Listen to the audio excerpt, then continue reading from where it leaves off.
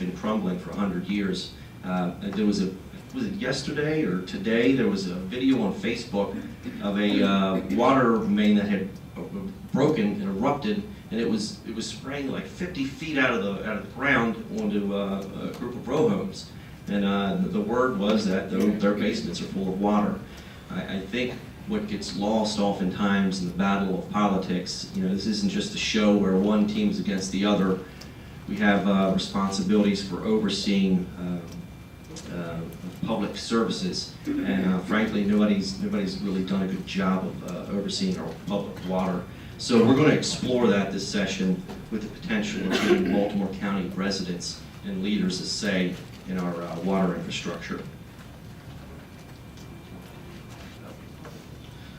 Well, ladies and gentlemen, I've neglected my own time here, it seems, so I'll be happy to stick around. I've got a pretty good list of other issues that I'll be working this session, and I'll be staying here afterward in case you want to talk about any issues. I know a lot of these issues are issues I've been working on with people who are here today, so if there's an issue that's important to you, I'll be happy to stick around and talk about it, and thanks for joining us tonight.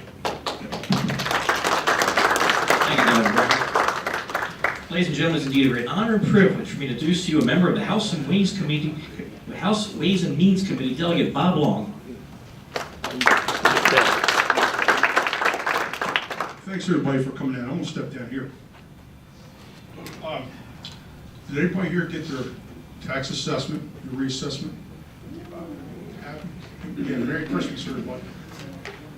You have to file your appeal by February 12th. Well, I'm going to try to do a town hall, but contact our office if we can help you out. Everybody should appeal their property taxes because a lot of times it could be an extra bathroom, you could be charged for square footage. You want to make sure that that information the county has, the state has, is accurate. So if you have any questions about the taxes, tax appeal, let me know. I think we might even do a town hall for one, because for one, I've been paying enough property tax. I'm done.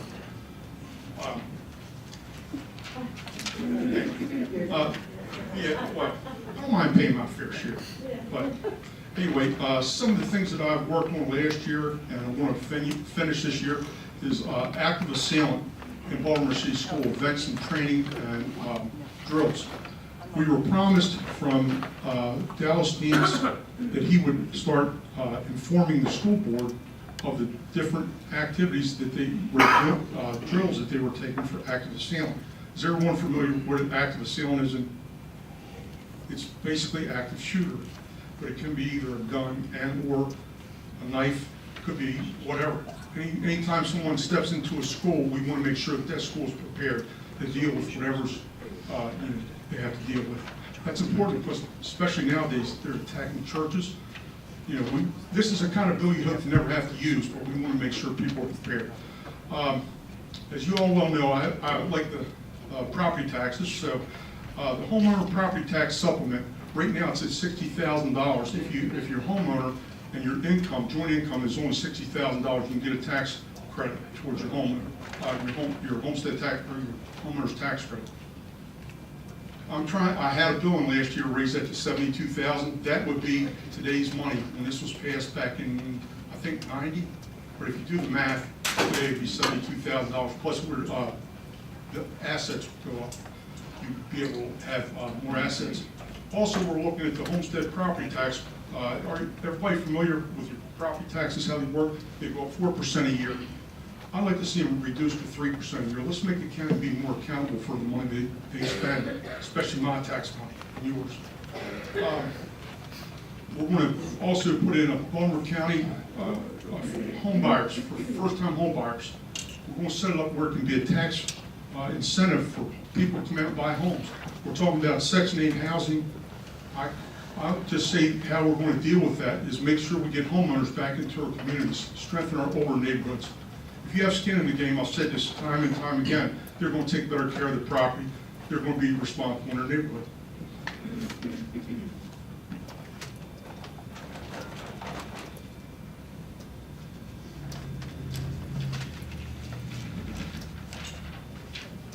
We had in for several years was a tax free for period for universities and colleges for textbooks. We're going to put that back in again this year also. We basically give two times a year that the students can buy textbooks tax-free. I think it's a good idea. I mean, students are struggling to go through college, so we want to help them out any way we can. Sunday hunting, I think Robin's going to produce a bill. It's something we need to look into. It does affect us down here because we have people in Edgemere that like to hunt. They work 7 days a week, 6 to 7 days a week, and sometimes the only time they can hunt is on Sunday. So we're going to look into that. I think Baldwin County is the only jurisdiction that doesn't. Okay, there's Montgomery County, yeah. But anyway, it's not fair. And I was actually invited to the White House about the tax overall. Is everybody aware of it? All right. Well, I want to tell you this. I've always wondered what they meant by fake news. Fake news is not telling the whole story. And for some reason, it's not the news media, it's the people reporting it. If you pick apart the tax reform, if you pull out one part, it looks bad. But I'm telling you, everything that I've researched and everything I've looked at, things are going to get better. And I'm here standing flat-footed in front of you saying that I've did my research and it's going to get better. You're going to see more money in your pocket. If you're a millionaire, it's not going to be quite as good for you. You're being told just the opposite of what the truth of the matter is. And I have all the information here. I would love to go into it because it's a lot. But Can we wrap it up, please, Dale? yeah, okay. Real quick, the president's trying to get businesses to come back to the United States. That's what this is all about, putting people back to work, good paying jobs with benefits. That's what it's all about. We kind of got behind the ball when Bethany M. Steele left because we weren't prepared for what was coming. So now we're training our workforces, and the governor's definitely working hard for that. We're going to have a P-TECH school over at Dunlop High School. I mean, I think we're doing, the governor's doing a great job in that. Anyway, I have everything about the taxes. If anybody wants to talk to me, I'd be more glad to share with you. And please email me about your property tax assessment. Thank you. Ladies and gentlemen, it's indeed a great honor and privilege for me to introduce to you a member of the House Health and Government Operations Committee, Delegate Rick Metzger. Good evening, everybody. You ought to give yourselves a round for coming out on a cold night. Of course, it's not as cold as it was last night, but I will tell you that you're the best looking crowd I've seen all day. I've stayed in my house today and worked. This past year has been a great year. Some of the things that we've done and accomplished and trying to get accomplished and so forth. But I'm going to be real brief tonight because it's supposed to be brief and you've heard the ground rules. But I'm going to talk about 4 bills that I'm going to introduce, maybe 5. But one of the bills that I'm going to introduce is Saturday court. I was talking about maybe doing night court. Well, they got a lot of laughs because, you know, our generation remember night court.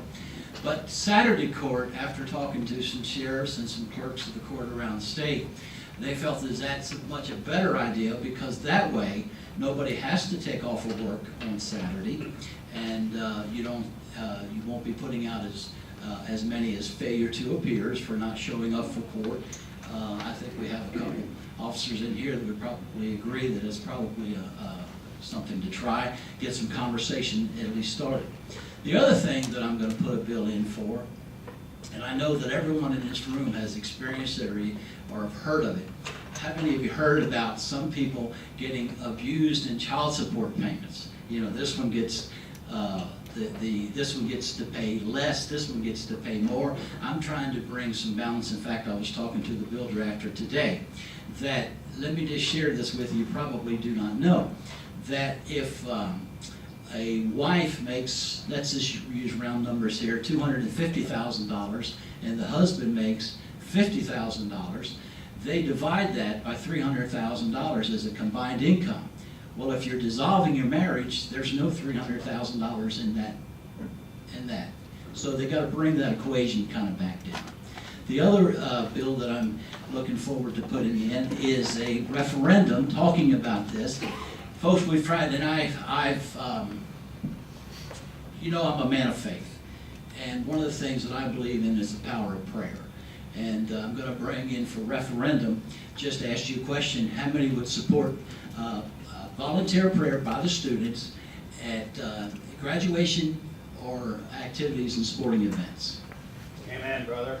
Well, I'm going to put that bill in as a referendum, and through the General Assembly, of course, I need a fair majority to get that through for Baltimore County. I'm going to, sometimes you need to crawl before you walk, so we'll take baby steps and work at that. I believe that Baltimore County would be a great place to start. So that's what I'm also working on. Also, the other bill that I'm, promises made, promises kept. I made a promise that I would be fighting for toll reduction. And again, I'm going to continue to fight for the Key Bridge to bring, we've tried it 3 years in a row, so this year I'm going to put a bill in to kind of balance it out and do a $100 one-time fee for a year, per year, for the people that live the southeastern Baltimore County as well as Anne Arundel County. That way the employees that are Trade Point Atlantic bringing over here and people that work on the other side, we can bring some reality in. Just like the Hayden Bridge, folks, we're Marylanders just like they are, so we should get the same equation. Now as a preacher, that's a good spot to say amen. But $100 a year for the Key Bridge, to use the Key Bridge, per year. It's per year. No, just $100. My time is up. Thank you, Delegate Metzger. Ladies and gentlemen, I can tell you, apparently we're all on the same wavelength. So some of the issues that you've raised on these cards, our delegates in the State Senate have already raised, so we'll get right into it. So I will ask the question, and then if that's directed towards any particular elected official, we'll have 2 minutes, and then the other elected officials can respond for a minute if they choose to do so, and I will punch this clock. Okay, our first question. We'd like to know specifically the plan of action for the Fort Howard situation. Who'd like to kick this off? Delegate Rammer? So let's back up and talk about what is the Fort Howard situation. So as I understand it, and I'll stand up for you. As I understand it, the federal government used to give special use leases for particular projects. And the